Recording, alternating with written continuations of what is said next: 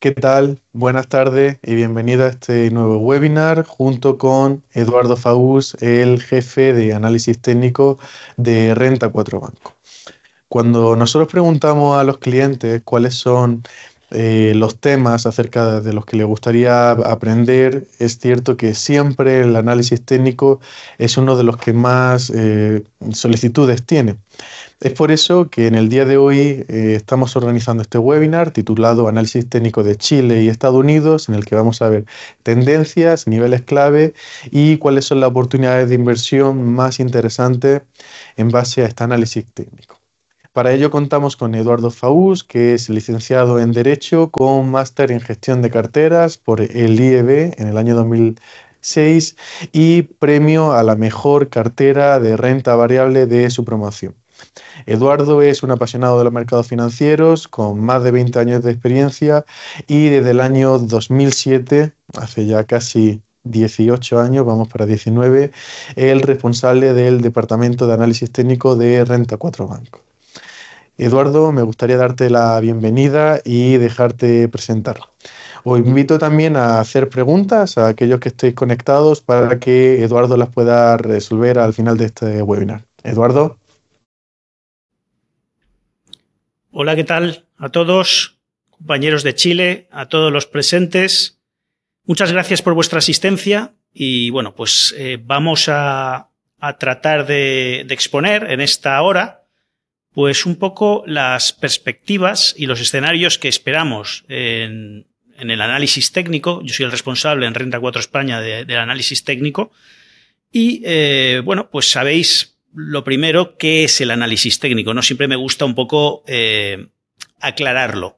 El análisis técnico es una disciplina que sirve para estudiar datos en los mercados, ¿no? El análisis técnico, yo englobo aquí el cuantitativo en general, no solo el análisis técnico chartista, sino el análisis de datos, el análisis cuantitativo, donde tú puedes estudiar todo tipo de datos, no solo datos de precio de gráficos, sino también datos pues, fundamentales y tratarlos en forma cuantitativa, ¿no? Para tratar de ver qué probabilidades ofrece un escenario u otro, ¿no? En base a un estudio de la historia, ¿no?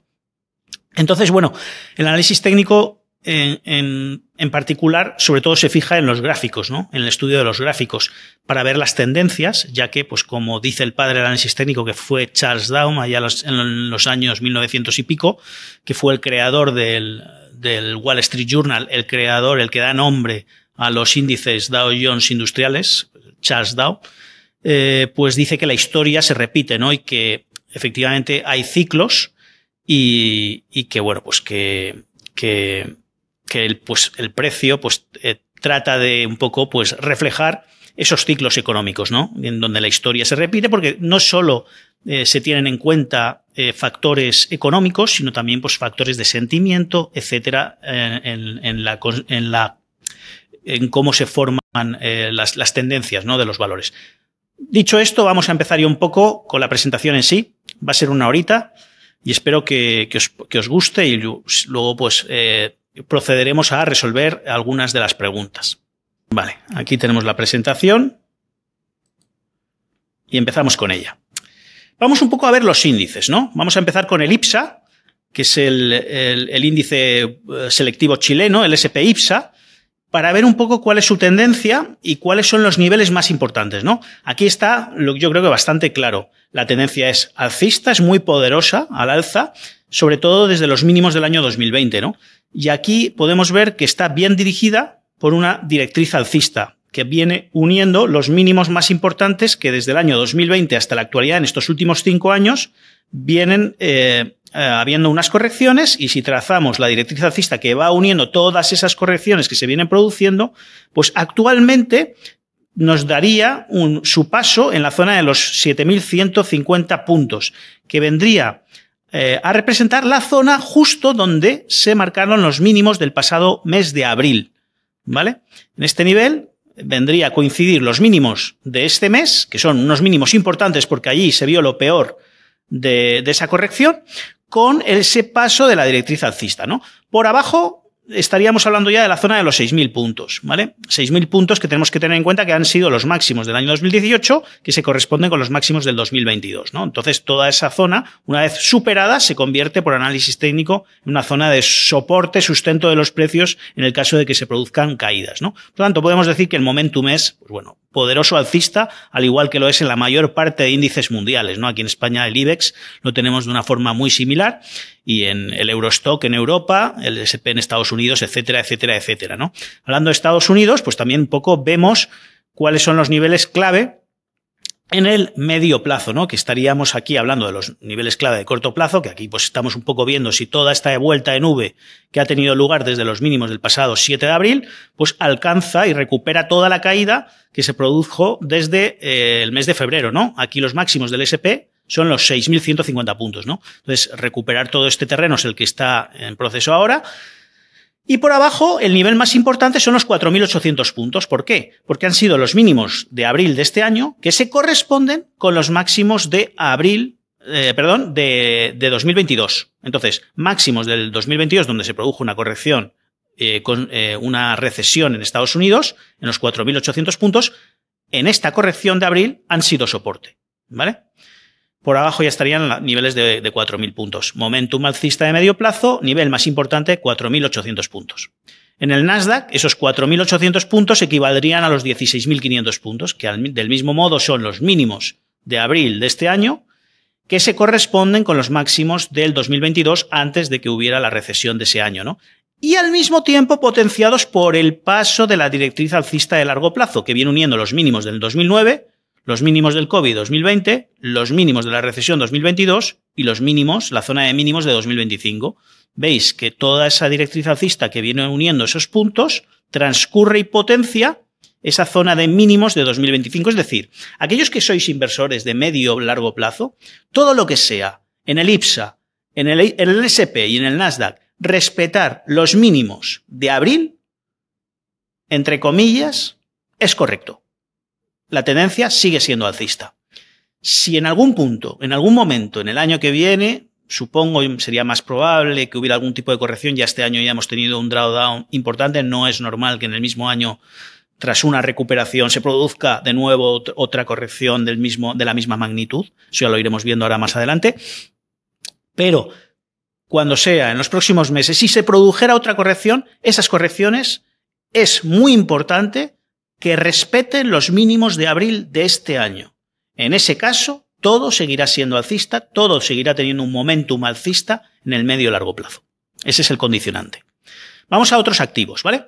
Empezamos un poco con el dólar peso chileno. Aquí estamos viendo cómo de momento está manteniendo la tendencia alcista el dólar frente al peso chileno desde los mínimos del año 2012, 2013, ¿no? 2013-2025. Lleva ya 12 años donde la tendencia del dólar es de apreciarse frente al peso chileno y aquí el nivel clave donde el dólar debería mantenerse frente al peso chileno en caso de que hubiera caídas serían los 885 dólares por peso. ¿Vale? Yo creo que este es el nivel clave del medio plazo porque se corresponde un poco con los mínimos que hubo aquí en 2023, 2024, ¿vale? Este nivel de mínimos que se corresponde a su vez, se potencia por el paso de la directriz alcista que estamos comentando desde el año 2013. Mínimos 2013, con los mínimos del 2018, con los mínimos del 2020, con los mínimos 2022. Toda esa directriz vendría a potenciar esta zona de mínimos del año pasado, en 885. Es decir, todo lo que sea mantener 885 dólares peso le sigue favoreciendo al dólar frente al peso chileno. Oro, muy de moda, sobre todo porque estamos viendo en todos los medios hablar de este metal precioso por las fortísimas subidas que viene acumulando desde el año pasado, ¿no? Tener en cuenta un poco en base a este gráfico de los últimos 40-45 años, que veáis un poco la velocidad de la subida, la pendiente de la subida, 79 grados, el acumulado de la subida en los últimos meses, ¿no? Más de un 70%, en poco es una de las mayores subidas de los últimos años, ¿no? Y pendientes, o sea, de acumulación y de pendiente, ¿no?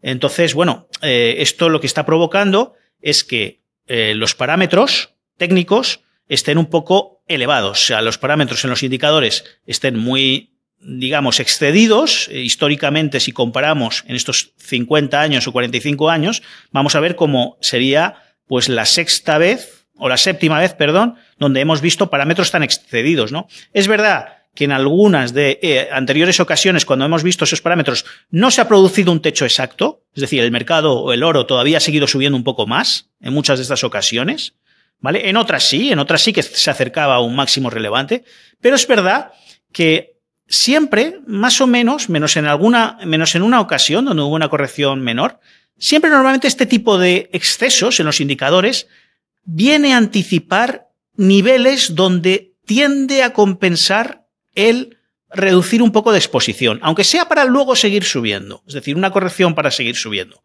Pero cuando los parámetros son tan exagerados, generalmente los activos suelen tomarse algún respiro, ¿no? Entonces, yo sería más tendente a pensar que el oro en la zona de los 3.500 puntos, bueno, que a lo mejor puede subir a los 3.700, como hemos dicho antes, pero en todo caso yo creo que se podrá comprar probablemente en base a estos excesos en los próximos meses, quizá un poco más barato, más bajo de esos $3.500 que estamos viendo de máximos durante las últimas semanas, ¿no?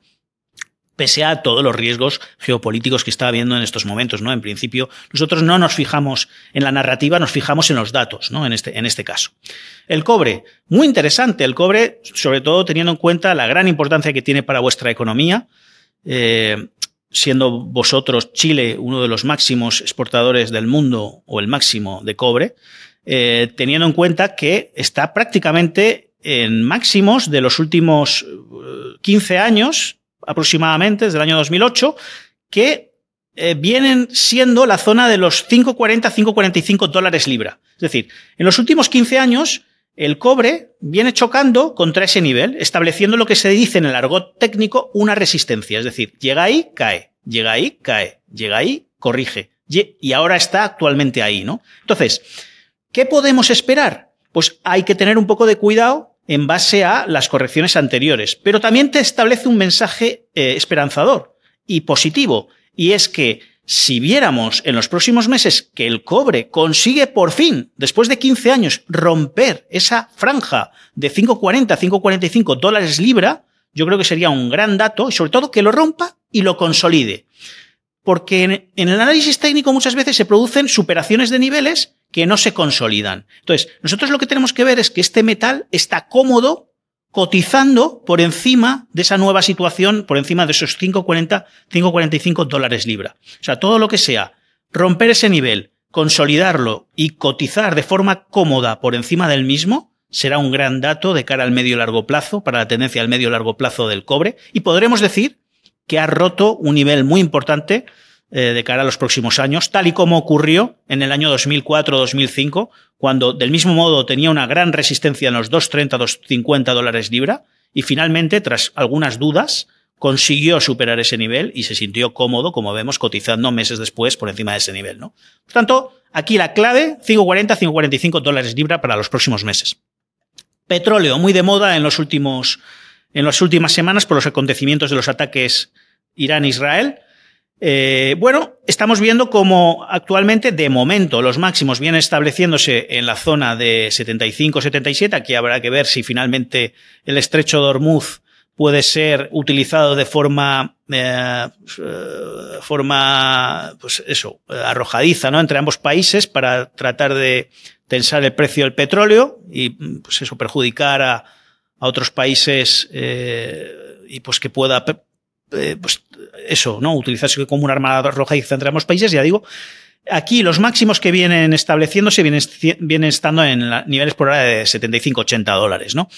Tener en cuenta una cosa. Desde que comenzaron los ataques Irán-Israel, que fue en marzo de 2024, el máximo del petróleo no ha superado la zona de 87-100 dólares, más o menos, 87-95 dólares galón.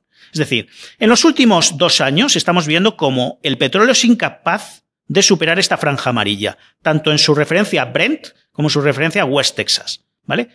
Esto es lo que se dice en el argot técnico, una zona de resistencia, es decir, el precio llega aquí, corrige, llega aquí, corrige, llega aquí, corrige, y va formando lo que se dice un nivel de obstáculo, un nivel de resistencia. Pues bien, desde los primeros ataques, como hemos dicho, en marzo de 2024, y luego los de octubre, que fueron el precio del petróleo no logró subir tanto como los máximos de marzo de 2024, los primeros, pero en ningún caso ha conseguido por ahora, en estos 2 últimos años, romper esta referencia, 85-93. Es decir, los actuales ataques, ¿vale?, están en 80, pero todavía muy lejos de esa zona de resistencia. Es decir, todo lo que sea no superar la franja entre 85 y 95 dólares galón en ambas referencias significa estar haciendo lo mismo que llevamos haciendo en los últimos 2 años. Es decir, el petróleo incapaz de romper esa referencia. Entonces, por técnico, en principio seguiríamos manteniéndonos laterales o incluso no alcistas, es decir, pues bueno, laterales, bajistas, el movimiento este que lleva lateral, mientras no rompa esta referencia 85-95. Entonces, un poco después de haber visto un poco la situación de los índices, la situación de las materias primas, vamos a ver un poco, y las divisas, vamos a ver un poco cuáles serían las previsiones de las bolsas de cara a 2025-2026, ¿no? Un poco a la luz de los datos, ¿vale? Lo primero, ¿qué ha pasado? Yo creo que es muy importante saber aquí qué ha pasado. Muy bien. En abril, y esta es una presentación que vamos a tener algunas de las gráficos que yo he ido haciendo, que el equipo ha ido haciendo durante estos últimos meses, donde hemos estado extrayendo una serie de datos que por ahora cuadran bastante con lo que expusimos en su día, ¿no? Entonces, vamos a ver. En marzo, en marzo comenzó una corrección, febrero-marzo, que culminó, por ahora ha culminado el 7 de abril. Esas correcciones de abril, ¿vale? Aquí se pueden ver las correcciones del mes de abril, ¿vale? Finalizaron en el S&P en la zona de los 4.800 puntos, como hemos visto antes, que son claves de cara al medio y largo plazo, y esa llegada a los 4.800 puntos, esa corrección que hubo de más del 20%, dejó unos parámetros en muchos indicadores históricos. Si nosotros cogemos desde el año 2001, como es este gráfico de aquí, o desde el año 1996, como es este de abajo, donde se ve, si queréis, de forma más clara, veis cómo esa corrección que se produjo hasta la zona de los 4.800 puntos dejó estos parámetros. Estos parámetros, y este es el análisis de datos que os hablo, fueron muy similares a los registrados en 2022, en el suelo, muy cerca del suelo. A los registrados en la corrección del COVID, en el suelo de la corrección del COVID. A los registrados en el año 2018 y a los registrados en la crisis de Lehman Brothers y a los registrados en el año 98, en la corrección que hubo en el año 98. Vale, salvo en la corrección del 2008, es decir, la caída de Lehman Brothers, ¿vale?, donde no fue el suelo exacto, pero es verdad que un inversor de medio y largo plazo que comprara aquí consiguió grandes rentabilidades, pero es verdad que si nos ponemos estrictos, este punto no fue un suelo exacto. En el resto, en todas las ocasiones, fueron importantes suelos de cara al medio y largo plazo. Ahora, después de ese análisis donde yo lo hice prácticamente en ese mes, ¿vale? Aquí lo estaba el S&P ya en 5.300 puntos, ahora ya está en 6.000. Ahora ya puede decirse que efectivamente todo parece indicar que la zona de los 4.800 puntos ha podido representar un importante suelo, sobre todo teniendo en cuenta lo que ha ocurrido en los últimos 30 años, ¿vale? Con este tipo de parámetros. Es decir, un poco la idea que nos está diciendo es, ojo, que estos 4.800 puntos de abril han podido representar unos mínimos importantes de cara a los próximos meses, años. Entonces, vamos a ver qué pasa. En este sentido, hay muchos más indicadores, ¿no? Esta diapositiva es otro ejemplo. Otro ejemplo sería el VIX, las lecturas que se vieron en el VIX. Y este es otro análisis que hice, en este caso ya no en los 5.300 puntos. Prácticamente la zona de mínimos, muy cerca de los 4.800 puntos. Estaba el SP en esta ocasión ya empezando a rebotar, estaba en los 4.962 puntos. Fijaros qué lecturas nos estaba ofreciendo el VIX cuando se alcanzó ese nivel de 4.800 puntos. Eran lecturas extremas. Sabéis que el VIX es el índice de volatilidad del S&P 500. Solo sube mucho cuando cae el S&P, ¿vale? Es el índice del miedo, se le llama. El S&P cae en negro, el VIX sube. El S&P cae, el VIX sube. ¿Veis? El S&P cae, el VIX sube. Entonces, los niveles alcanzados del VIX, niveles del 60%, fueron históricamente, en comparativa de muchos años, muy elevados. Y cuando eso ocurre, una zona de suelo está muy próxima y de suelo importante. Por tanto, como ya se ha visto, porque esto ya no está en 4.962, esto ya está aquí arriba, ha recuperado prácticamente toda la caída. Una vez más, estas lecturas del VIX nos reafirman en la idea de que esos 4.800 puntos han podido constituir mínimos importantes, ¿vale? Aquí tenemos otro gráfico, el DAX en Europa, que bueno, este ya a vosotros no os interesa tanto, pero como aquí en Europa seguimos mucho el DAX alemán, y pues veis también estas lecturas tan extremas, excedidas, que se produjeron tras las correcciones que hubo, ¿no? En Alemania, ¿no? Hubo una corrección muy importante, al igual que en Estados Unidos, al igual que vosotros con el IPSA tuvisteis una corrección importante, y fijaros qué niveles extremos se produjeron en el DAX alemán, que nos estaban dando una pista de, ojo, es la sexta vez en 35, 40 años que se producen estas lecturas. ¿Qué ha ocurrido en las anteriores? 2020, el COVID. Un importante suelo de cara a largo plazo. Aquí, otro importante suelo en 2011. Aquí, en 2008, 2009, una importante zona de suelo de largo plazo. Aquí, en 1997, igual. Aquí, pues un suelo importante. Entonces, nos estaba sugiriendo que iba a haber un rebote, por lo menos un rebote bastante importante. Pues bien, el DAX alemán, igual que vosotros, el IPSA, lo tenemos ya no solo en los máximos precaída, sino muy por encima de esos máximos precaída. Bueno, por encima de esos máximos precaída. Ahora está un poco corrigiendo Alemania. Entonces, bueno, ya tenemos un poco este dato, ¿no? El dato de que se ha podido establecer un suelo importante en los 4.800 puntos del SP500, ¿no? Y cuando yo hablo del SP500, muchas veces también me estoy refiriendo al IPSA, me estoy refiriendo a Europa, me estoy refiriendo a las bolsas en general. Obviamente por correlación es verdad que algunas bolsas siempre estarán más débiles que otras, pero al final, si Estados Unidos va a realizar un movimiento alcista de un 20, un 25%, seguramente el resto de bolsas mundiales, a lo mejor no te hacen un 20, un 25%, pero seguro que algo van a sacar de rentabilidad al alza, ¿no? Entonces, otro de los datos que se produjo el 7 de abril, ya para finalizar en esta sección, sería una señal que es tremendamente positiva, que es la Zwei Breath Trust, ¿no? Es una señal que desde después de la Segunda Guerra Mundial siempre, en todas las ocasiones, a 6 y 12 meses, se han producido rentabilidades positivas, ¿vale? El SP500 cerró cuando se produjo esta señal, que fue el 24 de abril, en 5.484 puntos. Es decir, lo que te está diciendo es, en base a las ocurrencias anteriores, es muy probable, en base a la historia, que el 24 de octubre de 2026, de este año, perdón, y el 24 de abril de 2026, el SP500 esté por encima de 5.484 puntos. Esto nos hace intuir que al menos en 6-12 meses adelante no es probable que el SP en una corrección se vaya por debajo de los mínimos de los 4.800 puntos, ¿vale? Entonces, yo creo que es un dato muy interesante porque además este indicador, diréis, este hombre, ¿de dónde se saca este indicador? Bueno, este indicador en concreto se hizo por un célebre inversor de los años 80 que trataba de ver cambios en el sentimiento, cambios abruptos en el sentimiento de mercado. Entonces, coge el New York Stock Exchange, ¿vale? Que son 3.500 valores, los trata a todos por igual, ¿vale?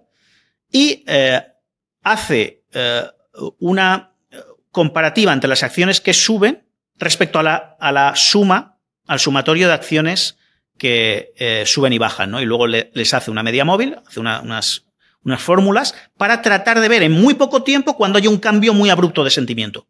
Muy pocas veces se ha producido en la historia, ya veis, es como 1, 2, 3, 4, 5, 6, 7, 8, 9, 10, 11, 12, 13, 14, 15, 16 y con esta la 17.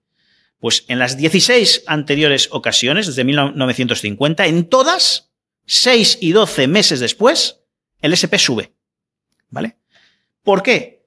Pues porque el sentimiento es importante, porque cuando se producen esos cambios son ocasiones muy inusuales. donde se producen datos extremos, ¿no? De que el sentimiento está muy deprimido en un nivel y de repente pasa a todo lo contrario en poco tiempo, en menos de 10 días, ¿no?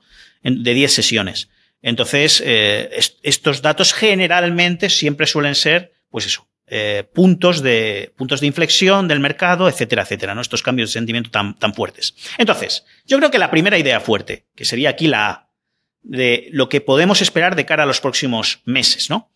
Se ha podido establecer en los mínimos de abril de 2025 un punto importante que probablemente no se pierda en futuras correcciones. Esa es la pregunta que sacaríamos por las probabilidades, ¿no? ¿Se ha podido establecer en esos 4.800 un punto donde no se pierda en futuras correcciones? Vamos a seguir.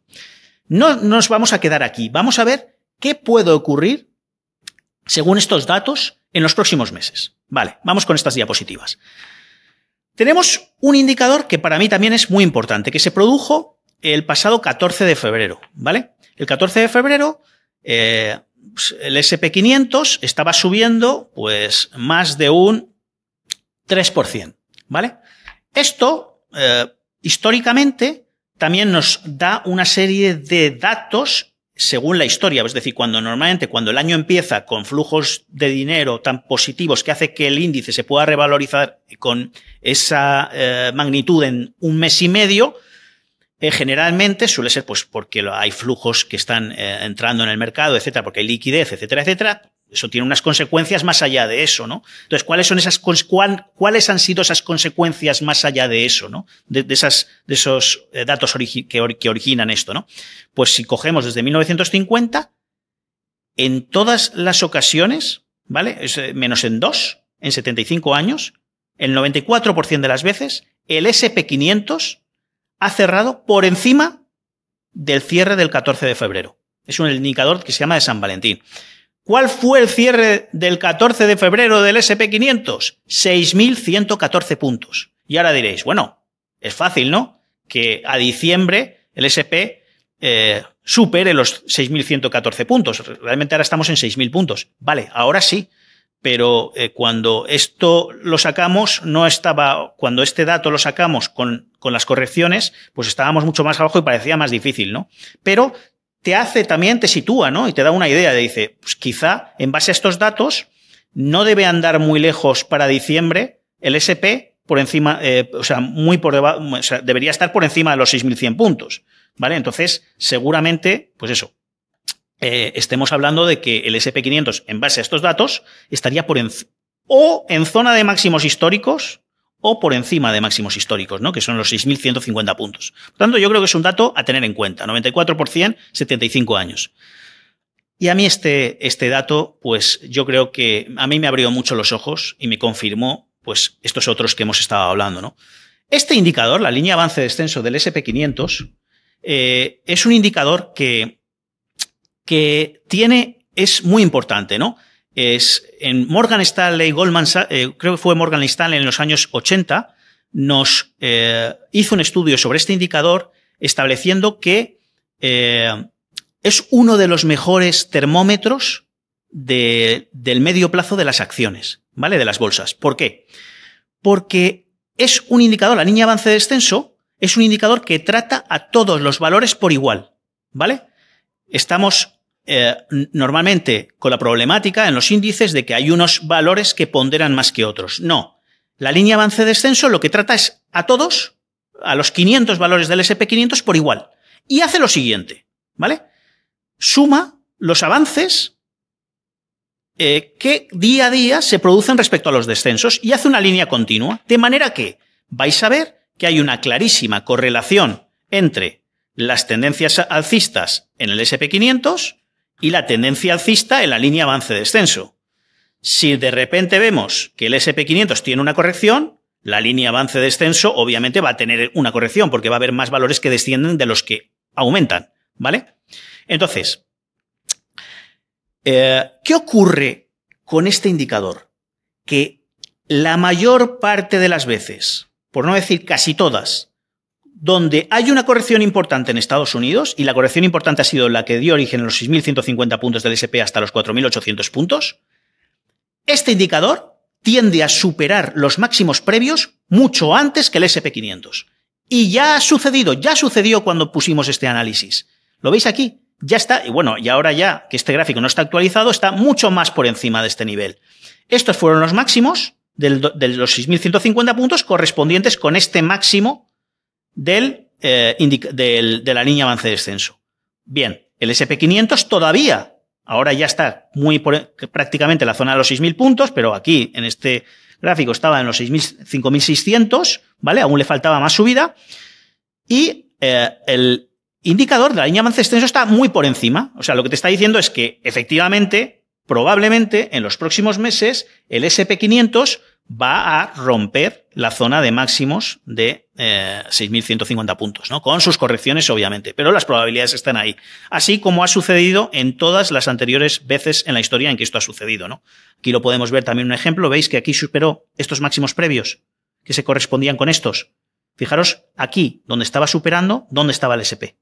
Aquí abajo. Todavía no había superado estos máximos. Le faltaba todavía terreno. ¿Veis? Igual que aquí, ¿vale? Igual que aquí estaba superando y el SP todavía le faltaba un poco. Igual que aquí el indicador ya estaba superando sus máximos previos y aquí, fijaros dónde estaba el SP. Anda que no le quedaba todavía subida, ¿vale? Entonces, esto suele ocurrir en la mayor parte de las ocasiones, ¿vale? Es un indicador muy bueno. Otros indicadores de riesgo que te estaban sugiriendo lo mismo, ¿no? Aquí estáis viendo un fondo cotizado que invierte principalmente en préstamos senior apalancados, que son los 100 préstamos bancarios más grandes y líquidos de Estados Unidos, otorgados a empresas con calificaciones crediticias más bajas, generalmente por debajo del grado de inversión, ¿no? Es decir, esto lo que te está diciendo es que hay indicadores, en este caso de bonos, de préstamos senior apalancados, que también indican, ¿no?, el apetito por el riesgo en los activos de riesgo, ¿no? Por tanto, aquí estáis viendo cómo este es el SP500 en los últimos años y este es este índice en los últimos años. Vais a ver que hay una correlación, ¿vale? Sube el SP, sube este indicador. Baja, baja, sube, sube, baja, baja. Hay una correlación muy buena, ¿vale? Hay una corrección, recesión, esto también corrige. ¿Veis? Aquí hay una subida, aquí hay una subida, aquí hay una caída, aquí hay una caída. ¿Qué ocurrió? Que este indicador de riesgo de préstamos apalancados ya estaba superando los máximos previos antes de la caída de febrero, mucho antes, en 5.650 puntos, de que el SP todavía no los ha superado. Y esto ya está muy por encima. Es decir, hay muchos indicadores de riesgo que están por encima de los máximos equivalentes a los 6.150 puntos, sugiriendo que el SP500 probablemente va a seguir por encima de los 6.150 puntos con sus correcciones en los próximos meses. Probablemente. Bitcoin. Qué mejor ejemplo que el Bitcoin, ¿no? En los $109.000 que vendrían a ser los máximos de enero de este año, ¿no? Está pues tonteando con esa zona, que si ha hecho 111.000, etcétera, etcétera. Estos nuevos máximos, aunque no sean contundentes del Bitcoin, no son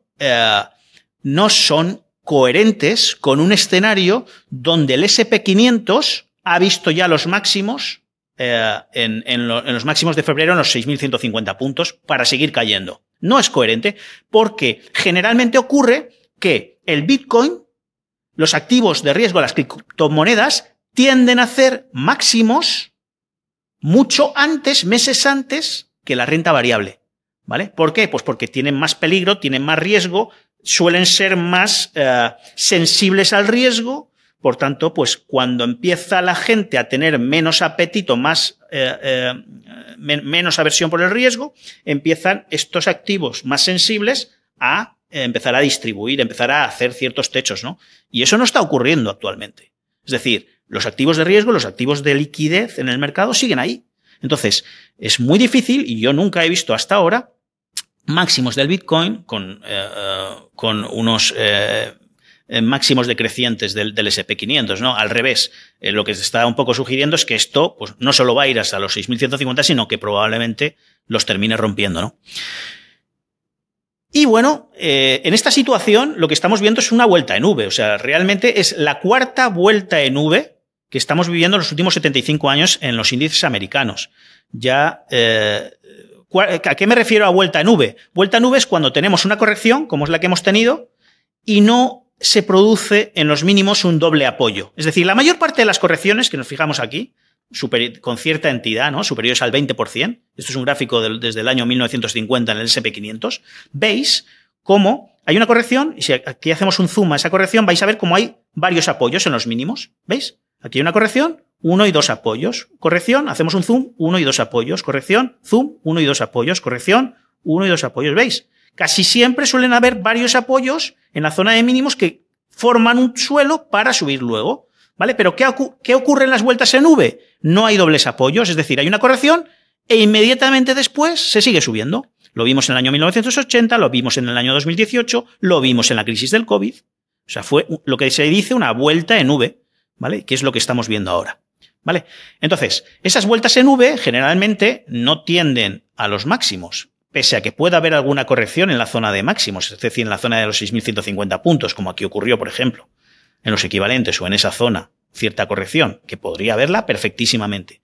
Pero, ¿qué es lo que ocurre después? Generalmente que el mercado sigue subiendo. O sea, esa fortaleza no es una fortaleza arbitraria que deja que todo el mundo que ha perdido dinero desde los 6.150 puntos en tan poco tiempo hasta los 4.800 puntos, tenerlo en cuenta, más de un 20%, todos los que han estado perdiendo de repente, tan alegremente, todos recuperan su dinero y lo ponen tan fácil. Normalmente cuando hacen procesos de distribución, los actores del mercado, porque las acciones están caras, porque los fundamentales están caros, porque el ciclo puede cambiar, eso tiene un reflejo en una serie de distribución antes de una caída, y cuando ya se empiezan a producir las caídas, el mercado no cree que las caídas son una oportunidad de compra y las recupera todas. Generalmente recupera un poco porque hay personas que piensan que puede ser una oportunidad de compra, pero siguen distribuyendo y el mercado sigue debilitándose. No es lógico que el mercado caiga un 20% y tan alegremente recupere a todos los que han estado vendiendo ahí. Entonces, eso se produce más por un evento como el que ha sido, no es un evento de distribución, es un evento como el de los aranceles, y generalmente eso lo que produce es una oportunidad de compra que tiene más eco en los siguientes meses, generalmente y en base a la historia, ¿no? Como dice Trump, aquí he querido también subrayar, que decía, justo en los mínimos, el día de los mínimos, this is a great time to buy. Y luego decía, prácticamente cuando habíamos recuperado todo, it's gonna to go, o sea, va a subir más, ¿no? Es curioso, ¿no? Ver este timing de Donald Trump. Entonces, ahora voy a otra señal que personalmente a mí también me ha abierto los ojos de cara al medio plazo y me parece fundamental para esta segunda sección, esta segunda idea fuerte que os quiero trasladar en base a los datos en lo que pueden hacer el S&P 500 en los próximos meses, ¿no? Y es el cruce que se produce, la señal histórica alcista que se produce entre la media de 13 exponencial de 13 y 34 semanas. Diréis, ¿esto qué es? ¿Qué me está explicando este hombre? Bueno, esto es una cosa muy sencilla que ocurre cuando tú coges una media móvil del índice S&P 500, una media móvil es el S&P 500, pues cotiza esta semana, como cotizaba aquí, a 5.940, vale. Pero si yo le meto una media móvil de 10 semanas, me va a decir cuál es el precio medio de las últimas 10 semanas. Si yo le digo la media móvil de las últimas 50 semanas, va a coger el cierre de cada semana de las últimas 50 y me va a hacer la media. Y me va a decir, bueno, pues la media de las últimas 50 semanas no es 5.900, son 5.600, ¿vale? Entonces, de eso se trata. Entonces, en este caso lo que cogemos es una media más rápida, que es la de 13, y una media más lenta, que es la de 34. Cuando la rápida, la roja, la cruza al alza la lenta, en este caso el cruce de 13-34, se produce una señal alcista, que te indica que con bastantes probabilidades históricas, el S&P 500 puede seguir subiendo en los siguientes meses. Entonces, aquí expongo, y yo no sé por qué se produce esta fiabilidad en este índice de esta señal. No a la baja, no valen las señales a la baja, solo al alza. La de 13 a la de 34 semanas. Y solo en el S&P. No lo hagáis ni en el IPSA, ni en el IBEX, ni en otros índices. Es verdad que esto es un dato que yo seguía desde hace muchos años, siempre lo he tenido ahí apuntado, hasta que, bueno, de vez en cuando lo he sacado de la chistera cuando ha aparecido alguna corrección importante, y casualmente es que sigue funcionando. Ignoro el porqué, pero sigue funcionando. Solo ha fallado una vez en 75 años. Una vez de 27 o de 28.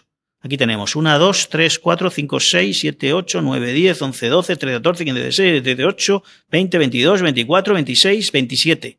27 veces, solo ha fallado una vez en 27 veces. Entonces, yo creo que es bastante fuerte, ¿no? 96% de probabilidades históricas, ¿no? Y ver las reacciones posteriores a cuando se produce un cruce así. A mí, yo recuerdo aquí en Renta 4 que esta señal, gracias a esta señal, en el año 2022, en plena corrección, cuando estábamos por aquí, me indicó que el SP500 podría irse para arriba. Y fijaros qué buena fue que efectivamente, pues en febrero de 2023, subió un 50% desde el punto donde se produjo el cruce. Y los puse aquí en Renta 4. Porque en febrero de 2023, si nos acordamos, el SP500 comenzó a subir, pero hubo aquí una corrección importante. Entonces, mucha parte del mercado, que es esta que prácticamente no se ve, buena parte del mercado se planteaba que esto empezara otra vez a caer, ¿no? Y aquí, gracias a este cruce, pudimos analizarlo y decir, en base a las probabilidades históricas, probablemente va a subir. Esta corrección que se está produciendo ahora no es para seguir cayendo, sino para comprar en base a que puede seguir subiendo. Y efectivamente así fue. Pues actualmente está volviendo a pasar otra vez lo mismo. Es decir, tras estas subidas, paradójicamente, a pesar de que estamos cerca de máximos históricos y surgen otra vez las alarmas y que pueda haber una corrección perfectamente, porque esto no significa que no vaya a haber ninguna corrección y que vaya a subir el mercado en vertical. Nunca los mercados suben en vertical, van subiendo con correcciones. Pero sí que nos dan una serie de datos. Entonces, si nosotros estudiamos estos cruces en los últimos, 70 años, ¿es probable que el SP siga subiendo desde que se ha producido el cruce? ¿Dónde se ha producido el cruce? 5.940 puntos. ¿En dónde está ahora? 5.900. Es decir, esto está actualizado. Sí, la probabilidad histórica es del 96%. ¿Cuánto puede subir? No lo sé, obviamente no lo sabemos. Pero la vez que menos subió con este tipo de señales fue un 12%. Un 12,5%. Es decir, un 12,5% desde 5.940 puntos sería la revalorización menor en toda la historia, hasta ahora. En el 85% de las veces subió más de un 20%. La mediana de la subida fue un 32%. Yo no me voy a acoger a los mejores datos, ni siquiera a los medios. El 85%, más de un 20%. No voy a decir que va a subir más de un 20% desde los 5.900, que podría en base a los 85%. Me voy a agarrar al 96%. ¿Vale? Y a la que menos. Entonces, en base a la que menos, el 12,5 al menor tiempo, 6 meses, es decir, ¿cuánto duró? ¿Cuál fue el tiempo medio de duración desde que cruzó la señal hasta el siguiente máximo relevante, importante antes de otra corrección?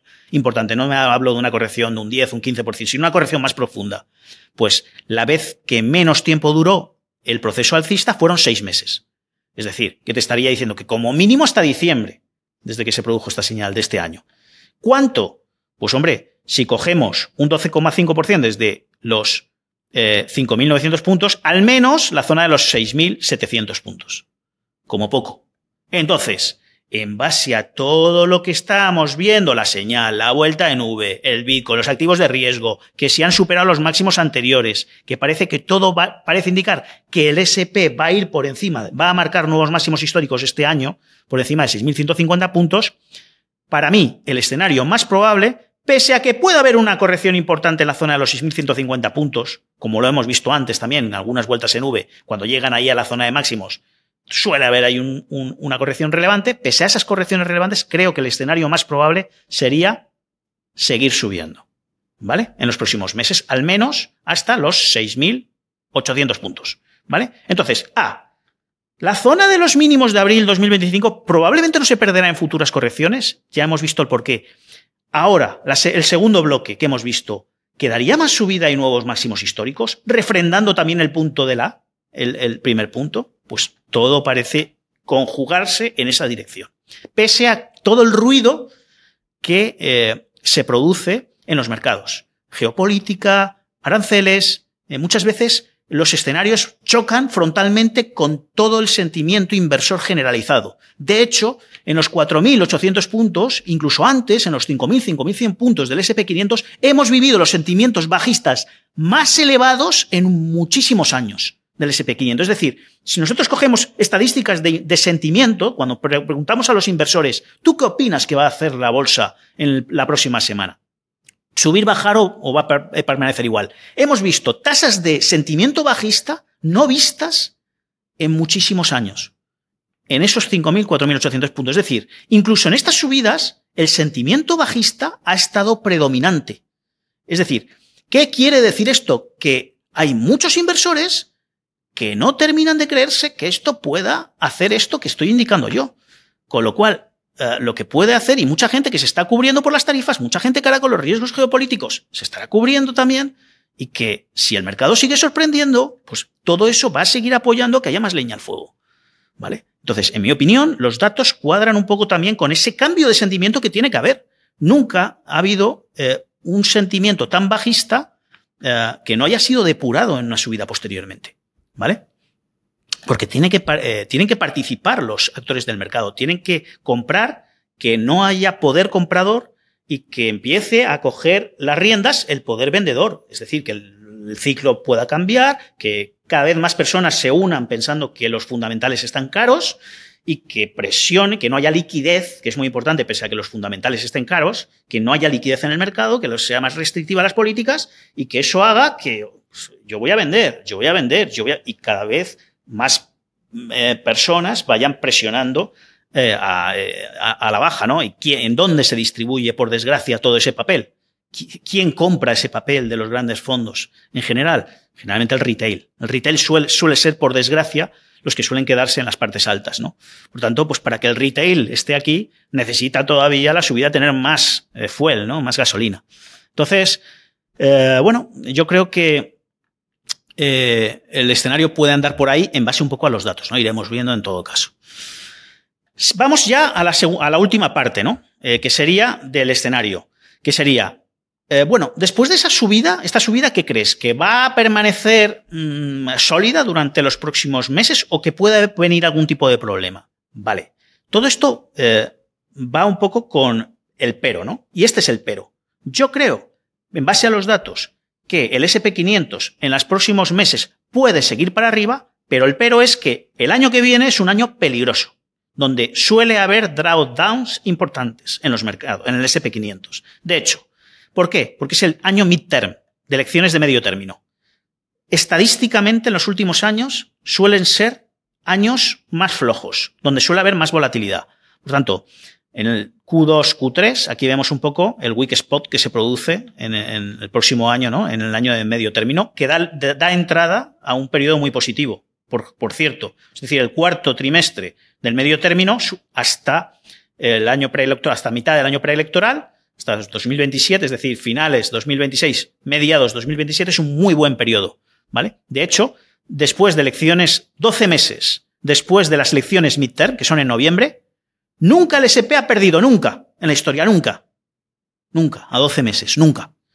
Entonces, semana de mínimos del año, un poco viendo el drawdown que se produce tal, pues veis que una media de drawdown que suele darse en el año de medio término es un 17%, ¿no? Y la rentabilidad, ya digo, después de ese drawdown suele ser muy fuerte, un año después. Pero aquí está viendo cuál es la rentabilidad un año después del drawdown. Yo ahora os estaba diciendo también el dato de un año después de las elecciones, ¿vale? Por tanto, suelen ser los midterms años más moviditos, ¿vale? Donde, pues, este es el dato que os decía ahora, ha subido en el 100% de las ocasiones en los últimos 70 años después de las elecciones midterm, ¿vale? El mejor periodo para invertir en Estados Unidos va desde el cuarto trimestre del año midterm hasta el segundo del año electoral, esto lo he dicho ya antes, ¿vale? Entonces, yo creo que aquí se están uniendo muchos factores, ¿vale? Hay mucha gente que está diciendo, oye, las bolsas están caras, los fundamentales están elevados, como es un poco lo que está mostrando esta imagen. Pero yo creo que los fundamentales, pese a ser lo más importante en el mercado, no es lo único. Entonces, yo creo que hay que aunar fundamentales momentum para tener un buen timing, ¿no? A la hora de invertir, ¿no? Es decir, muchas veces decimos, bueno, es que los mercados están caros, vale. Pero ¿cuánto tiempo puedes estar con la cantinela o con la narrativa de que los mercados estén caros? Es como dice la frase, los mercados pueden mantenerse irracionales más que tú puedes mantener tu dinero en el bolsillo. Entonces, yo creo que todos pueden tener razón. Es decir, los mercados efectivamente están caros y seguramente aquellos que dicen que los mercados están caros y van a caer, seguramente tengan razón. Pero ¿cuándo van a caer? El problema es ese. Entonces, quizá el timing pueda un poco venir auspiciando esa corrección del año de midterm o esa volatilidad que puede tener los años de medio término en base a estos datos, estos fundamentales tan elevados que tenemos, ¿no? Si vemos el PER forward del S&P 500 en estos momentos es de 21 veces. O sea, Es decir, el beneficio estimado a 12 meses, ¿vale?, del conjunto de las empresas del S&P 500 es de 21 veces. Muy por encima, ¿vale?, de la media de los últimos 20 años en el S&P, ¿vale? Son valoraciones exigentes, ¿vale? Entonces, es verdad que, bueno, todo esto puede tener un impacto, ¿no? Aquí me ha parecido curioso también el sacar una comparativa entre el 2018, el año donde Trump por primera vez impuso las tarifas, y el actual, porque me parece que por ahora estamos teniendo algunas similitudes, ¿no?, a tener en cuenta. Entonces, cuando en Davos, en 2018, Trump habló de las tarifas por primera vez, el mercado cayó un 12%. Fijaros cómo meses después subió, marcó máximos históricos, es verdad que un par de meses, tampoco muy por encima, y ahí sí que hubo un impacto fuerte meses después por el tema de las tarifas, ¿no? Entonces, yo creo que podría haber algo muy similar, ¿no? Un poco en base a este mapa que nos dio 2018 y a lo que estamos diciendo ahora, ¿no? En base a los datos. Que el mercado siga recuperando, que recupere por encima de los máximos del 6.150, pese a que haya alguna corrección por el camino, importante. Que haya nuevos máximos históricos en los próximos meses y que en 2026 haya un impacto de las tarifas en base también a que los fundamentales están caros, en base a que el año de medio término suele ser más volátil, etcétera, etcétera, etcétera, ¿no? Aquí tenemos un estudio de Deloitte, que es una de las consultoras más importantes aquí en España, bueno, en Europa en general, en el mundo, ¿no? Que está un poco, pues eso, viendo que efectivamente que el año que viene puede haber una afección al Gross Domestic Product, ¿no?, en Estados Unidos y al consumo, ¿no?, al PIB y al consumo, ¿no? Entonces, pues eso, obviamente, si de ser así, tendría también un impacto en las bolsas, ¿no? Entonces, yo creo que el dibujo podría ser algo así, ¿no? A, hemos visto un importante mínimo en los 4.800 puntos. B, pese a las subidas actuales, ¿podría quedar más subida en los próximos meses? C, drawdown de cierta importancia en 2026. Entonces, un poco viendo si el grado de drawdown, pues ya se irá viendo en caso de que se produzca, ¿no? Pero que podría ser también una oportunidad de compra. Entonces, yo creo que ahora hay que vigilar cosas que de cara al año que viene que nos pueden dar pistas de cuándo puede comenzar una corrección, ¿no? En caso de que este escenario sea correcto, ¿no? Incluso actualmente es necesario controlar indicadores como, para mí, importantísimos, ¿no? Las criptomonedas tan sensibles al riesgo en los mercados, ¿no? Actualmente, si cogemos un gráfico del Bitcoin y le ponemos algún indicador histórico donde veis como cuando normalmente sube tanto ya te está indicando que hay un techo importante en el Bitcoin, pues todavía está en zonas muy medias, ¿no? O sea, indicando que todavía podría subir un poco más el Bitcoin en los próximos meses, ¿no? De hecho, podemos ver como la tendencia alcista del Bitcoin desde los mínimos del año 2022 sigue muy vigente y muy bien dirigida por la directriz alcista principal tras haber roto los máximos del 2021. Es decir, lo rompió, se ha apoyado aquí y ahora está otra vez por arriba. Es decir, Bitcoin por encima de 80.000, 85.000 puntos sin ningún problema. De hecho, la media móvil que guía las correcciones apuntaría a que ese es el punto clave. Los 80.000, 85.000 puntos correspondiente con la directriz alcista principal. Si nos fijamos en anteriores subidas, las directrices aceleradas principales son las claves que te indican cuándo puede haber un cambio. La pérdida. Cuando se pierde, hay un cambio relevante. ¿Veis? Este movimiento, la directriz alcista que viene uniendo los mínimos, cuando se pierde, hay problemas. ¿Veis? Todo este movimiento alcista, la directriz, cuando se pierde, hay problemas. Es decir, esta es la directriz. Mínimo, con mínimo, con mínimo, con mínimo. Esta. 80.000, 85.000. Todo lo que sea Bitcoin por encima de 80.000, pues vale, genial. No pasa nada. En las bolsas, en general, en nada. Entonces, si se pierden los 80.000, ya hablaremos de que puede haber hay un peligro, ¿no?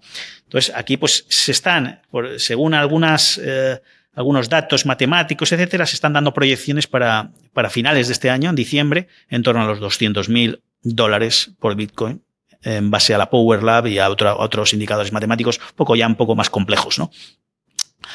Pero, en todo caso, y repito, el Bitcoin siempre, hasta ahora, todas las correcciones del S&P 500 las ha anticipado. Todas. Es decir, si cogemos la crisis del 2022, la recesión, fíjate el Bitcoin. Aquí ya te estaba haciendo un techo. Punto número 1 con punto número 2. En el mismo. Fíjate en ese tramo lo que estaba haciendo el S&P, subir. Te estaba anticipando lo que iba a ser una caída. Aquí, igual. En el año 2019. Punto número 1, punto número 2. Marcó aquí máximos, ya no hizo nuevos máximos. Y el S&P sí que todavía hacía nuevos máximos. Te anticipó una fuerte caída. Aquí, igual. En 2018. Punto número 1, punto número 2, ¿veis? Cayendo, y el S&P subiendo. Aquí igual, cayendo, subiendo. Es decir, es difícil que el Bitcoin en plena subida te esté diciendo que el S&P 500 está marcando un máximo. Lo normal sería que los datos que estamos viendo sean certeros o vayan por ahí los tiros. Es decir, que el Bitcoin siga subiendo, el mercado siga subiendo y en algún punto haya una corrección relevante del Bitcoin que empiece a adelantar una zona de máximos en el S&P 500. Pero para ello, el Bitcoin tiene que empezar a debilitarse. Y cuando se empieza a debilitar, el S&P todavía nunca marca máximos. Es decir, tiene que haber un proceso de debilitamiento en un punto donde el S&P seguramente corrija, pero que luego todavía marque nuevos máximos, que vendría mucho de la mano de que el S&P todavía siga subiendo, que haya una corrección, pues efectivamente, pues a lo mejor a finales de año en el Bitcoin, que eso sea un primer aviso, pero que el S&P todavía suba un poco más, entrado el año que viene quizá, y ya en ese adelanto cuaje con un drawdown quizá el año que viene. Pero para ello vamos a tener que ver al Bitcoin que se empieza a debilitar. Entonces yo creo que eso es clave, no ahora que está en plenos máximos o muy cerca de plenos máximos. No tiene ningún sentido. En base a la aversión que tienen los inversores en este tipo de activos que tienen mucho más riesgo, ¿no? Que van antes que la bolsa. Entonces, ya para terminar, las ideas, y lo voy a hacer un poco ya más rápido, que ya llevamos ya una hora casi, creo. Entonces, ideas para reducir el impacto de un drawdown en 2026. Bueno, yo aquí creo que es muy claro, ¿no? El quality siempre, en estos momentos, el factor quality siempre lo hace mucho mejor que el momentum y grow, ¿no? Momentum es tendencia, técnico, análisis técnico, ¿no? Por así decirlo. Grow es aquellas acciones que, pues eso, prefieren el crecimiento de sus beneficios, ¿no? Bajas tasas de interés, favorecen que sus beneficios crezcan porque tienen mucha deuda, etcétera, etcétera, ¿no? Sus beneficios crecen a tasas más importantes, ¿no? El quality, las acciones más, las más sólidas, ¿no? Donde sus beneficios son más estables a lo largo del tiempo y tienen menos vaivenes en cuanto a los ciclos económicos, ¿no? Entonces, si aquí nosotros vemos, cuando hay una corrección, quality, generalmente, ¿vale? Aquí lo vemos en negro. Quality siempre tiende a hacerlo mejor que el resto de factores, ¿no? Por tanto, pues es verdad que en el largo plazo no lo hace mejor quality, ¿vale? A pesar de que se crea que el quality siempre lo hace bien, a largo plazo no es así. Es decir, a largo plazo lo que siempre lo hace mejor es momentum. ¿Por qué? Pues porque tiene en cuenta la fortaleza, va teniendo siempre en cuenta la fortaleza de las acciones que tienen más fuerza y las va renovando. Pero quality es verdad que cuando hay correcciones lo hace muy bien, lo hace con diferencia mucho mejor que el resto, ¿no? Entonces, periodos recesivos, periodos de sobrevaloración, como los actuales, etcétera, quality lo suele hacer mucho mejor. ¿Qué cosas también lo suelen hacer bien? Obviamente los treasuries, los bonos americanos, el refugio en el bono americano, que actualmente, tras las caídas que ha habido en precio, subidas en rentabilidad, pues también se sitúa en niveles atractivos, ¿no? Para un inversor, ¿no? Por tanto, pues si hay problemas, generalmente pues los bonos tenderían a subir, las rentabilidades tenderían a bajar, ¿no? Sector salud, yo creo que es uno de los más baratos, creo que es el más barato que hay actualmente respecto al S&P. Está cotizando a PERs comparativos de 7 y 3 con respecto al S&P, o sea, es a factores muy bajos, a PERs muy bajos, y hay acciones que están muy atractivas, ¿no? Pero suelen ser en fases más volátiles de mercado los sectores de cortes defensivo como el salud, consumo básico y utilities los que tienden a hacerlo mejor, ¿no? Aquí veis el S&P 500 y aquí el ratio entre el sector salud y el S&P 500. Cae el S&P, el ratio, es decir, el sector salud lo hace mejor que el S&P, ¿vale? Sube, el ratio sube cuando el S&P cae. ¿Veis? Aquí en esta caída que se produjo en febrero hasta abril, lo hizo mejor el sector salud frente al S&P 500. ¿Veis? Todas las caídas siempre el sector salud lo hace mejor que el S&P 500. Por tanto, es un buen sector a tener en cuenta. Y luego, pues ya para terminar, vamos a los valores, a hacer un vistazo muy rápido a los valores que recomendáis en la cartera de Chile, ¿no? Y algunos valores también interesantes. Banco de Chile. Bueno, ¿qué podemos decir de él? Tendencia alcista, como todos los bancos en general en el mundo, ¿no? En Europa, en Estados Unidos, etcétera. Y aquí el Banco de Chile, pues muy poderoso tras haber roto los máximos de 2018, ¿no? Que tuvo lugar aquí en 2024. Un momento muy bueno. Los mínimos de abril, reitero e insisto, van a ser claves, no solo para los índices, sino para la mayor parte de los valores, ¿no? Es decir, estos mínimos en 121 pesos chilenos, Banco de Chile, yo creo que van a ser claves para, si sois inversores de muy largo plazo, ya serían los 90, ¿no? La directriz alcista principal. CCU. pues igual, ¿no? Aquí tenemos un amago de ruptura de la tendencia bajista que trae desde el año 2019, desde los máximos del año 2019, y aquí con problemas en los 7.500 pesos chilenos, ¿no? Que serían los máximos del año 2022. Este punto, donde aquí hubo una corrección, aquí ha vuelto a tener una corrección. Esto es lo que se hizo una resistencia, ¿no? Este es el punto intermedio que abre las puertas a una recuperación total de los 10.000 pesos chilenos que tuvo de máximos en 2018, ¿no? Tanto, aquí la recomendación para mí sería esperar a ver que esta corrección hasta dónde la llevan, pero si rompe el 7.500, aquí hay un 30% libre ya hasta los máximos históricos. CCU positivos por encima de 7.500. Falabella, fijaros qué buen gráfico de fondo, independientemente de que pueda ir teniendo sus correcciones, que algunas de esas correcciones sean muy fuertes, pero que el momentum de medio plazo para los próximos meses es buenísimo, ¿no? Ha roto la tendencia. Y no solo ha roto la tendencia bajista principal, sino que ha activado una formación de suelo técnico, cuya proyección teórica en el medio y largo plazo apunta a $8.300, a 8.300 pesos chilenos, ¿no? Por tanto, pues vamos a ir dejándola que corrija y tal, pero yo creo que aquí las correcciones son oportunidades de compra. Todo lo que sea por encima de 3.500 pesos chilenos, muy buen aspecto técnico, muy bueno. LATAM Airlines, aquí hay que reconocer que solo podemos tener en cuenta el gráfico desde la reestructuración que hubo en 2022, ¿no? Tener en cuenta que aquí se acogió a la ley de quiebras de Estados Unidos, la Charter 11, y desde entonces, pues claro, ha sido caída en picado, ¿no? Aquí esto no podemos hacer términos comparativos, pero el análisis técnico pierde toda la fiabilidad en el momento en el que una empresa no tiene nada que ver con la anterior, ¿no? Y hay una dilución tan fuerte como la que ha habido respecto al punto que hubo la reestructuración. Entonces no tiene nada que ver esa empresa con la que había antes, ¿no? El análisis técnico, lo bueno del análisis técnico es que va un poco reflejando los ciclos que tiende a haber de negocio, ¿no? Entonces, a través del precio, ¿no? Los fundamentales, etcétera. Por tanto, si de repente vemos que el gráfico está roto, que la empresa está rota, pues la empresa ya, por análisis técnico, es una caída en cuchillo, es al margen.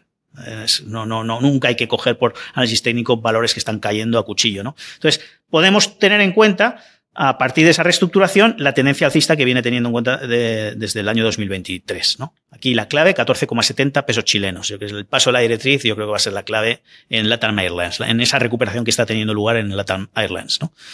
Luego, otros gráficos, Malplaza, genial, no solo por fundamentales, las estimaciones que proyectan de crecimiento en las principales variables los analistas, sino por la ruptura de los máximos del año 2019, fulgurante, ahora está corrigiéndola. Esa corrección perfectamente podría dirigirse a 1.800 y no pasa absolutamente nada, esos máximos anteriores, que se apoye otra vez en esa zona de rota, seguiría teniendo un buen aspecto técnico de fondo, ¿no? Podría tener una corrección estilo esta, ¿no? O estilo esta. O sea, correcciones que son fuertes, pero que son sanas para seguir subiendo, ¿no? Arauco, pues esta actualmente la tenemos en los máximos de 2018-2019, que es una zona de resistencia históricos, pero habiendo activado proyecciones alcistas importantes, ambiciosas de cara al medio plazo, ¿no? Por lo tanto, yo creo que aquí, si quizá pueda haber algún tipo de corrección, yo creo que la mejor señal será cuando rompa finalmente esa zona de 2.200 pesos chilenos. Yo creo que ya se irá a los precios objetivo en 3.100 pesos chilenos, que estarían por técnico, ¿no? Después de esta cambio de tendencia, formación de cambio de tendencia, pues esta ruptura también de la tendencia bajista, etcétera, etcétera, ¿no? Muy buen aspecto técnico de fondo, si la dejamos corregir. Vapores, bueno, en una corrección, esta lleva ya dos o tres años inmersa en una corrección, hay que esperar un poco a que rompa esta corrección que viene experimentando. Tiene aquí un soporte muy importante en 35-37 pesos chilenos y hay que esperar, yo creo que aquí mejor esperar a que rompa, ¿no? Por arriba para asegurarse de que finalmente ya ha dejado atrás esta secuencia, ¿no? Correctiva. SQMB ya no están en las carteras, pero valores un poco interesantes a vigilar. ¿Por qué? Pues porque lleva una corrección desde el año 2022 de un 74%. Teniendo en cuenta que 2008, máximos 2012, más o menos, máximos 2017, 2018, toda esta franja, 27, 37 pesos chilenos, vendría a ser un punto de anteriores resistencias, ahora soporte, donde se encuentra ahora, ¿no? Por tanto, entre este punto y los 22,74, pues yo creo que aquí tenemos un nivel importante, teniendo en cuenta también la corrección y que ha tenido el litio, ¿no? Con el que tiene una importantísima corrección obvia de este valor, ¿no? Minero. Por tanto, pues aquí importante para el valor, también por correlación importante para el litio. CAP pues un poco igual, ¿no? Aquí yo creo que los 4.250 pesos chilenos van a ser la clave y que es un paso de directriz alcista desde los mínimos del año 2014, bueno, pues un poco lateral, ¿no? Es un valor que hay. Yo creo que hay otros mejores. Quizá para aquellos que sois buscadores de valor de cara al medio y largo plazo puede ser una opción. Habría que mirarse los fundamentales. Está en este nivel, ¿no? De 4.000, pero vamos, yo aquí tampoco es que me diga excesivamente nada. Simplemente un paso de directriz y tampoco hay nada claro en estos niveles. No os podría decir nada claro de este valor. Pues nada, ha sido un placer. Si os parece, ahora vamos a ya terminar de forma rápida. Muchas gracias por vuestra asistencia. Es un placer poder compartir desde España pues todas las inquietudes, ¿no? Que también compartimos con vosotros, ¿no? Las bolsas americanas, también la curiosidad de vuestros valores, el cobre, ¿no? Del peso que tiene en vuestra economía, lo interesante también que es el ver vuestras empresas, vuestros índices, y os doy también las gracias por esta oportunidad. Entonces, si os parece, pues podemos ver algunas de las preguntas que tenéis y las contestamos. Muchísimas gracias, Eduardo, por tu presentación. Si te parece, ahora vamos a realizar algunas de las preguntas que los espectadores han trasladado. La primera pregunta es respecto a la señal Thwaite Breadth Thrust, que creo que hemos hablado de ella, y dice: la amplitud del 7 de abril suele anticipar subidas posteriores. ¿Crees que sigue siendo fiable hoy, cuando el mercado depende tanto de unas pocas megacaps? Pues, a ver, se refiere, me estáis preguntando sobre esta señal, ¿no? Que estábamos viendo que es un cambio brusco de sentimiento, ¿no? Que hablábamos de cuando hay un sentimiento muy negativo y de repente en menos de 10 días hay un sentimiento muy positivo, que en el 100% de las ocasiones, a 6 y 12 meses, es positivo para el S&P 500. Vale.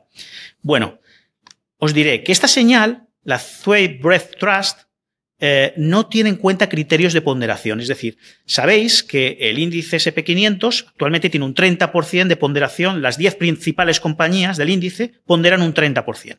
¿Vale? Esta ponderación es una de las más altas en los últimos 50 años, ¿no? Tener en cuenta que no, está a un 35% esa ponderación actualmente. Tener en cuenta que en los últimos 50 años la ponderación de los 10 principales valores del S&P 500 ha oscilado entre el 20 y el 35 actual, ¿no? Son ponderaciones elevadas que ya de por sí dirías, bueno, tampoco es tan importante, ¿no? Que tenga un 35, si en anteriores años lo hemos estado comparando con ponderaciones del 20. Es importante, pero no tanto, ¿vale? Pero voy más allá de esto. Este indicador no tiene en cuenta el S&P 500. He puesto el S&P 500 como reflejo. Este indicador se basa en el New York Stock Exchange, ¿vale? Que son más de 3.500 valores. Y lo bueno de esta señal, precisamente, es que trata a todos los valores por igual. Coge los valores que ascienden menos los valores que descienden. No le da más peso a uno que otro. Los suma y va haciendo, va sacando los datos en base a eso. Por tanto, lo bueno precisamente de esta señal es que no atiende a ningún criterio de ponderación. Por tanto, yo creo que es muy fiable. La segunda, respecto al rebote en V del S&P 500, el índice rebotó casi sin pausa tras la caída de marzo y abril. ¿Cuánta probabilidad ve de que venga una corrección fuerte después de este rebote que fue tan rápido? Como hemos estado comentando, esto es una vuelta en V y las vueltas en V pues muchas veces experimentan correcciones relevantes en las zonas de máximos previos, ¿no? Si cogemos estas anteriores vueltas en V, aquí por ejemplo en el año 2008 vemos que justo cuando recuperó todo hubo una corrección relevante. Y aquí en el año 2020 subió en el COVID, recuperó prácticamente todo, pero un poco por encima de los máximos previos hubo aquí un poco de volatilidad, ¿no? Es decir, volatilidad puede haber en todo caso. Pues sobre todo por las actuales situaciones tan sensibles, ¿no? A nivel geopolítico, tarifas, etcétera. Pero yo creo que los datos son los que son, y si yo atiendo exclusivamente a los datos, pese a que pueda haber alguna corrección, creo que habría que tratarla de momento, y mientras no se terminen los objetivos que hemos planteado a priori, habría que tratarlas como oportunidades de momento de compra. Entonces, yo creo que puede haber perfectamente en cualquier momento una corrección relevante, pero que habría en principio de ser tratada como una oportunidad de compra, en mi opinión. En cuanto al IPSA, en máximos, mantiene un impulso con soportes en 7.150 y 6.000 puntos. ¿Qué evento podría frenar esa racha y hasta qué nivel consideraría atractiva una recompra? Bueno, como os he dicho antes, yo creo que la clave en el IPSA para el resto de bolsas mundiales igual van a ser los 7.150 puntos de los mínimos del 7 de abril. ese punto va a ser clave para todas las bolsas mundiales. Son los 4.800 puntos del S&P. Entonces, ¿qué evento podría hacer que se frenara esta racha? Pues obviamente que o bien que todas las actuales tensiones cuajen y los inversores se refugien y huyan de la bolsa, el Bitcoin, todos los activos de riesgo, que de momento no se está viendo, pero que eso ocurra y cuaje, o pues que efectivamente, en base a lo que yo he planteado, que el año que viene, año de medio término, pues empiecen a verse otros datos, los fundamentales, etcétera, etcétera, y que las tarifas terminen afectando y que haya un drawdown de cierta consideración. Eso podría hacer que esa racha finalizara, si fueran asuntos ya importantes, ¿no? En todo caso, el margen es importante. O sea, un IPSA actualmente en niveles de 8.300 puntos, cuando yo he hecho este análisis, hasta los 7.100, estamos hablando de 1.200 puntos. Estamos hablando de un 15% de corrección. O sea, que realmente si esto continúa subiendo, el colchón va a ir aumentando. Por tanto, en principio, pues podrían ser también correcciones sanas, ¿no? Es verdad que esas correcciones pueden durar meses, con sus subidas y bajadas, pero en principio en el largo plazo, todo lo que sean 7.150 puntos respecto a 7.150 puntos, en principio yo creo que eventos pueden ser muchos, los que sepamos ahora, los que no sepamos, pero realidades es de que si se respetan los 7.150 puntos, pues en principio, y las previsiones se cumplen, en principio bien. El nivel crítico dólar-peso lo marcas en 885 por dólar como referencia clave. ¿Recomiendas cubrir el tipo de cambio ahora o esperar a una señal más clara? Estamos hablando del dólar peso al chileno. Bueno, pues entonces cubrir, es decir, me estáis hablando de que cubrir que el dólar siga subiendo, ¿no? Yo creo que sí. O sea, yo creo que en base sobre todo teniendo en cuenta que se está estableciendo un suelo este año en niveles de 915, 930 dólares chilenos, y teniendo en cuenta sobre todo el soporte aquí comentado en los 885 dólares por peso chileno, yo creo que todo lo que sea respeto de ese nivel y soporte en el corto plazo que está teniendo este año en esta zona, cubrirlo no me parece mala idea. Yo creo que aquí los objetivos, los targets, serían los 1024, que serían estos máximos, y sobre todo los 1060, que serían estos. 1024, 1060, los targets por arriba, para quitar la cobertura y ver un poco qué pasa. Y vamos ahora con la última pregunta, y es acerca de la rotación hacia acciones quality para el año 2026. Sugieres priorizar el factor calidad. Si estas acciones ya están caras, ¿qué estrategia sencilla propondrías para proteger la cartera? Claro, aquí depende un poco del perfil de cada cliente. O sea, habrá clientes que puedan permitirse el lujo de no estar en la bolsa, decir, oye, pues, tal, pero hay otros que, pues por diversificación, tienen que estar en la bolsa, ¿no? Entonces, aquellos que yo siempre abogo por la diversificación, es decir, entre acciones de riesgo, grow, o a lo mejor ciertos sectores, pues preferiría, a medida que ahora, sobre todo, que las valorizaciones están caras, y sobre todo teniendo en cuenta de que a pesar de que el mercado siga subiendo, quality va a seguir subiendo, a lo mejor no tanto como otros sectores, pero va a seguir subiendo, pues no me parece mal diversificar parte en quality y ya, si queremos minimizar un posible impacto negativo el año que viene, etcétera, pues el estar en bonos americanos, el estar en sectores como el como el de salud que hemos estado viendo, o incluso cash, que es cash is king, ¿no? Dicen en los periodos correctivos. Eduardo, muchísimas gracias de nuevo por tu exposición y también me gustaría dar las gracias a todas las personas que se han conectado y han podido ver este webinar y, por supuesto, invitaros a visitar renta4.cl para poder abrir una cuenta en caso de que todavía no seáis clientes y a aquellos que sean clientes a contactarnos a través de nuestros métodos de contacto, ya sea telefónico o por correo. Nada, pues muchas gracias a vosotros. Y ya digo, gracias por la oportunidad que me habéis dado y espero que todo vaya muy bien. Y aquí me tenéis en España para toda ayuda que desde el punto de vista técnico os pueda facilitar. Un abrazo a todos y gracias por vuestra asistencia.